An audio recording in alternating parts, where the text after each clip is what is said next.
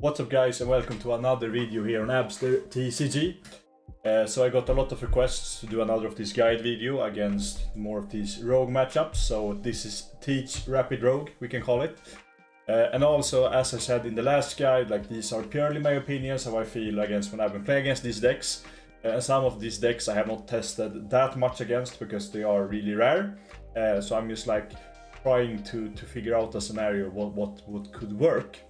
But let's just get into it. Also, important thing I forgot to say is that do your own testing. This should be like a guideline or help video for your own testing to level up your own gameplay. So don't take this as the law. Do the testing your own. So first off, we have a Lim. This is a matchup I'm not quite figured out yet because I've not played it that much and I've not seen like any footage of Blackbeard players playing against it. But in general, I've been going second against it. Maybe there's an argument to go first to stop them from getting like one turn early ramp, and then you maybe can like get out a dock queue, use an auger or something later. But I generally have been going second into it, but that opinion may change. It all depends. So yeah. And lead ability, I don't think you really need to do lead ability into this matchup that much. Probably the only time you use it is when you want to play around the 5-cost Mihawk, which they can use to go for game. That stands a unit. So for Mulligan, I have been looking for Stage, Burgess, answer to 9-cost Zoro, and in that case, stronger Auger plus removal if Burgess is not big enough or if they don't have blocker. So I think it's kinda manageable if they just put bodies on board, as it's like a worse version of a Flamingo with the board spamming, so we should in theory be able to tackle that hard. Problem is when they get an early Zoro out and we don't have an answer to it, then we're just gonna lose the game.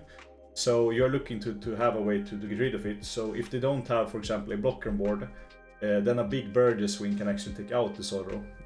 Or if they had a blocker, you have to go for stronger Auger plus removal to get rid of it. And playing into it, you actually have a lot of turns to set up because all of these cards are searchable. So that's how I've been feeling when playing against Lim. And maybe like good Lim players should maybe not go for the Zoro strategy against you and just flood the board. Then it becomes a little bit harder, but then you probably play it as similar to the Flamingo with a striking to control the board. And once they're out of gas, you're going to win the game. So the threats is them getting a tempo on the board. And also you not have an answer to Zoro. So win con is just to clear board, stay alive, answer the Zoro if they decide to play it, and teach in late game to tip the scale. So I would say kinda this is how I feel against Lim. If you have any other strategies that work, please comment down below and do it with any of these leaders that I'm not that familiar with, but this is like kind of the game plan you want. Especially like getting an answer to the Zoro is really important because you drop Zoro and you don't have anything for it when you use the game.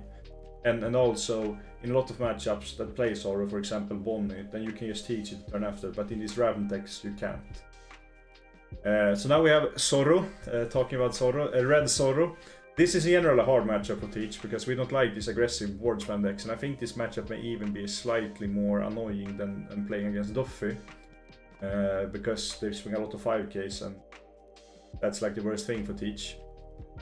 So only do leader when you want to play around Chopper or Dragon, and that rarely happens. But Dragon comes up a little bit in the late game if you need to play around it, because potentially it's like a 9k swing and a 10k swing, even a bigger like Dragon. So Mulligan, like look for removal. Dock queue is really good because you can kill the 1-drop weenies. But in general you want to just like remove their board.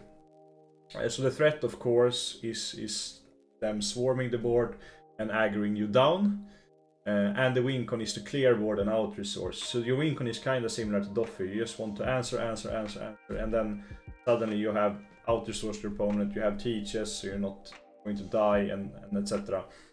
And also this deck, when the starter comes out, are probably going to play the Sanji, the Abriamba Sanji, so you don't really want to drop to 2 because that's a pseudo perfume, so you kind of want to play the late game 2 like you play it into Duffy. And also if they leave dons open, like if they pass with 1 don open in the early to maybe even to late game, it's probably not a rad beam or a guard point. I don't think I've seen that many lists play it. Maybe they play like 1 or 2 rad beams because it's searchable and generally good. But it's the 1 cost event that plays an animal from top of their deck. So if they leave 2 don't open and you just attack them and then you just get out 2 bodies and one is the play shopper, then you're just gonna lose the game on the spot. So always play around if they have don't open, don't swing if you can't like take care of the body that they are going to play. So this is kind of how I feel against Zoro, but it's still my favorite matchup. All these things won't like auto win you the match, but I think like this is kind of how I've been approaching the matchup as far. Okay, so Yamato. In general, I haven't like 1 or 2 games into Yamato as teach, and also with this like going first or second, I'm not quite certain on what to do, but I feel like going second is maybe like a good thing because you can earlier get to your 10 cost teach, and also leader you trash to play around Hody. I don't think there's any other on plays that are really scary in the deck except for Hody.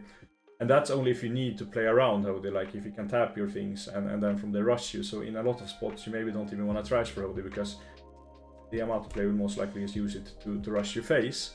But mulliganing, I would believe like you want to look for stage, because stage is essentially your whole deck. Removal to remove the aggressive things. And also Vasco, I guess. I wrote there because I guess Vasco is okay into Yamato. We are a 5-life leader, so it's a little bit easier than playing like Sakazuki into Yamato, because if she gets 2 hits into you, then you're at 0. And the threat is aggro and board, so this is kinda similar to all the aggro decks, but it works in a little bit of a different way.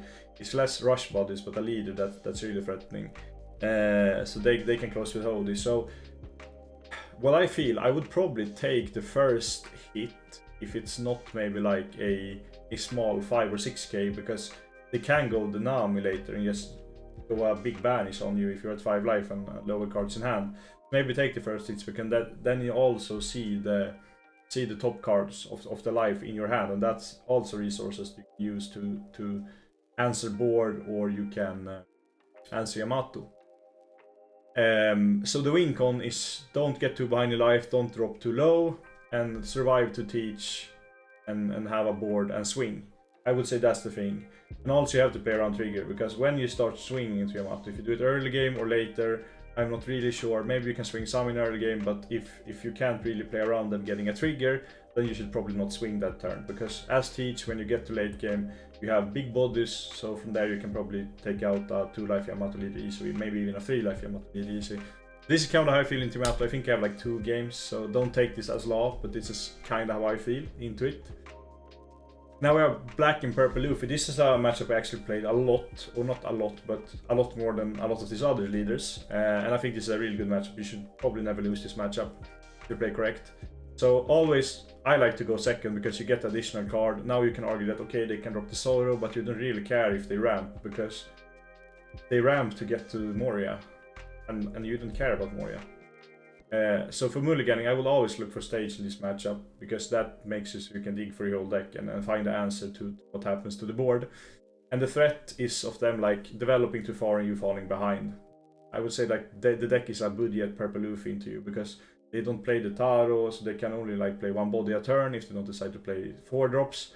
And I don't really either think you should leader to block your Frankie, because they go +1 with it, and you like dropping a card instead, so that's a +1 for them either way. And also the win con is to build a board, answer his things, and then block him from Moria, and then from there you should always win into this leader.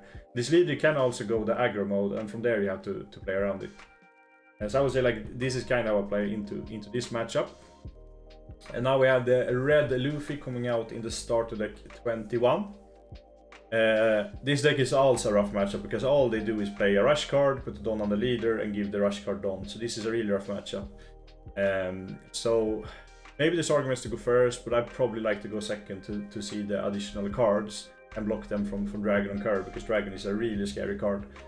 But they probably they could go Dragon next turn and swing a 6 and a 10, but getting the additional card and getting to teach faster, I think, more important. And for your mulligan, you're just looking for removal, to remove all the things they're going to play. I think Lib is a really good card into this matchup, because they play the Zoro that on KO gets to play a 6k or less from their hand. And then from there, if you pistol it, then they just can get the Luffy or something else. But if you do Lib, then they can't clear it. So I think Lib is slightly better than Pistol, but Pistol can get rid of the 5 drops he can play. So I think both are really good, but you're really looking for removal in this matchup, and the spells more than the docu. You could use docu auger, of course, too, but the spells are more efficient, I would say. And the threat is that they go aggro and swarm you, and the win con is to answer the aggression and close birdies. I think this is like kind of the threat and win con against like all these more aggressive matchups. Just try to survive, to teach, and once you get teach and like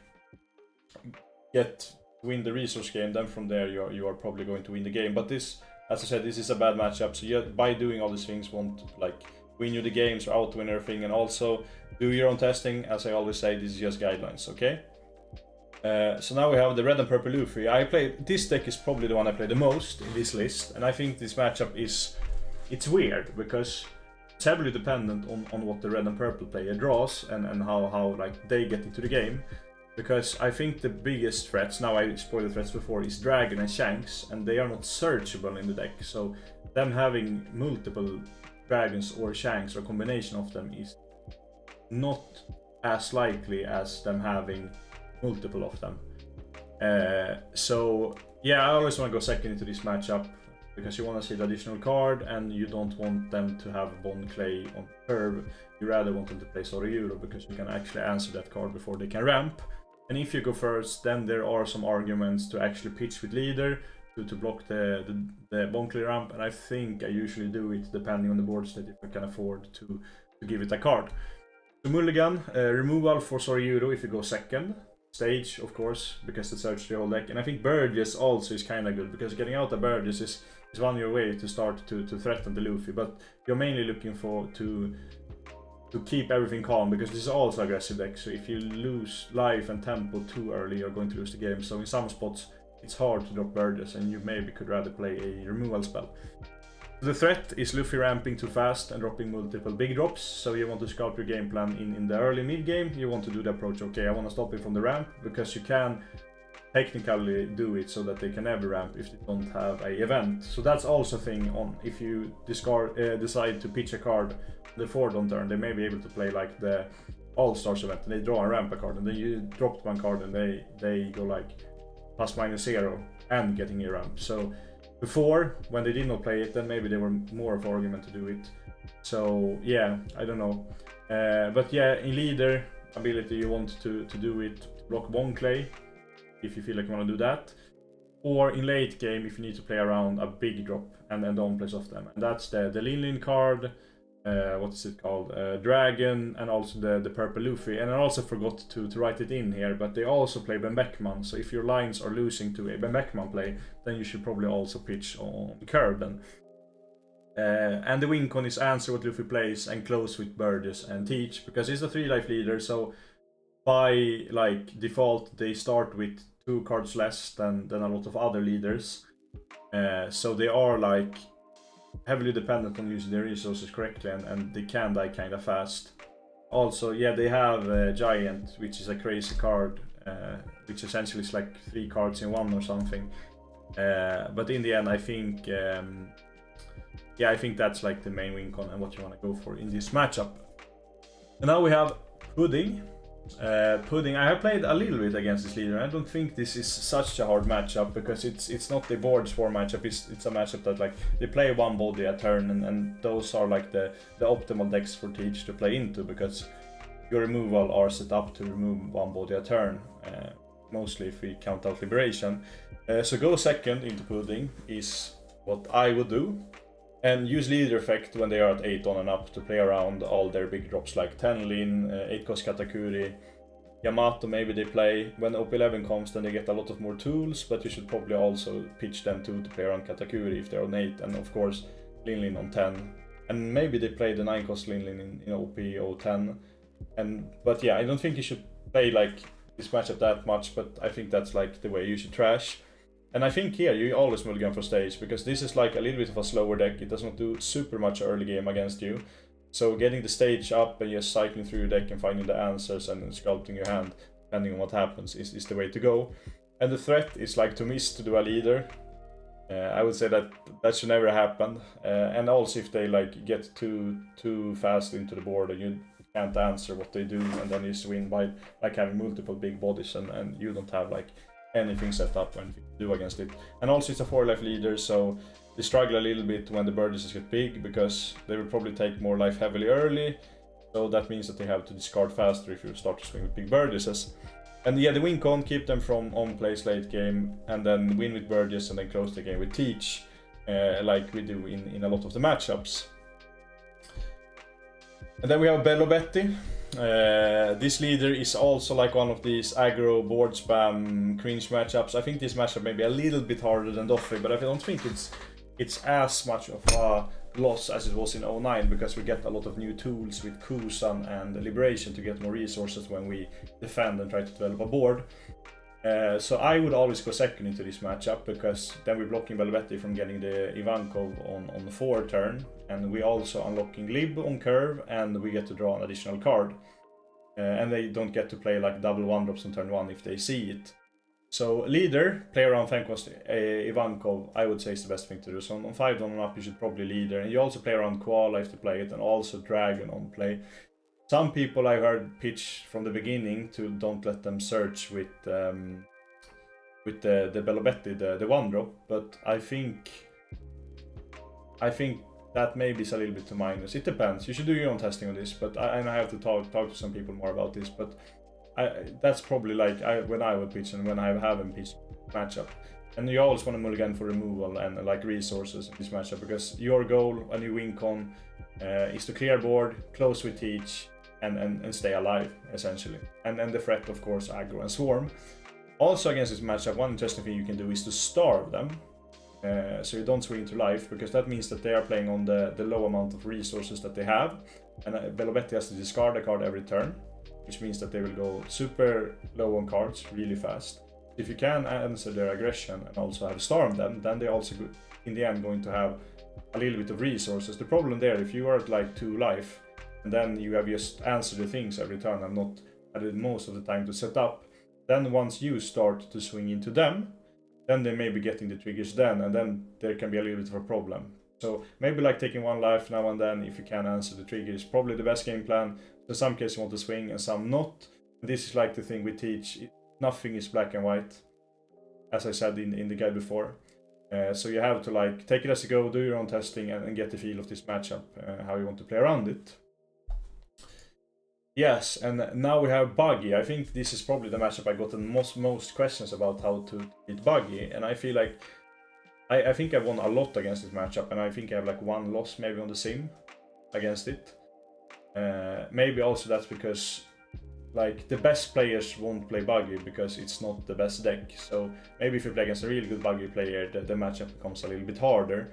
But in general, I think I want to go second into Buggy to get the even curve and also to get the additional card, which I like.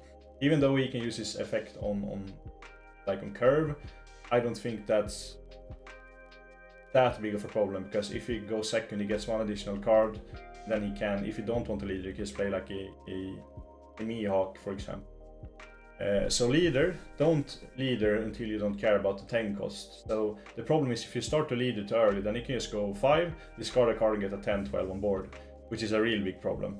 So you don't really have to lead into this, because this, you could all compare it a little bit to Purple Luffy. It's like a budget version of Purple Luffy. Like they will swarm the board and you have answers to that. If they play like the 7 cost Buggy, for example, yeah, you can swing with Burgess, but you're probably not swinging with Burgess until later anyways. And then in the meantime, you just let it sit there. It does nothing because it can swing. And then in late game, you can either pop it with like a stronger pistol, auger pistol, double auger, hook you, or you can even like stun it with Teach and then unlock your Burgess. It doesn't really do anything there, so it's better to clear their bodies. So if they decide to play it and you drop 1 card and drop the Buggy, so that's 2 cards you drop just to play 1 more body on board. So I don't think that card is really good into us.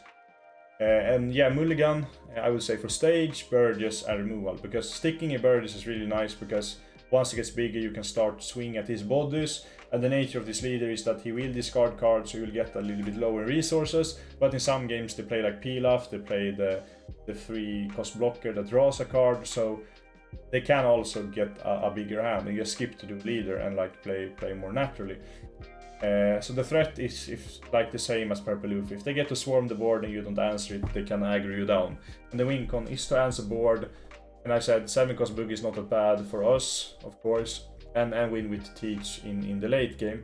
And in the late game, when, or like in any point of the game where you are a little bit afraid of the on-play to bot deck something, you could also pitch with leader if you have the tools to actually handle a 10-12, which you always can do in late game, because if you are like kept them out of the board and they don't have that much, and then they decide to like go 5 down to play a 10-12 vanilla and discard the card, then you can just Teach it next turn and swing, so it's even worse than like Shanks playing the 10 drops.